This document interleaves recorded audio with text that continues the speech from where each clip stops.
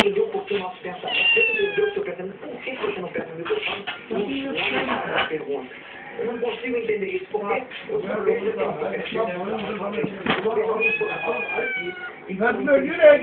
pedindo, hein? Mas tem outros que são tão críticos como esse, não pegam o microfone, não tem a coragem de falar aquilo que pensa em relação à seleção brasileira, em relação ao treinador, em relação ao trabalho que está sendo feito.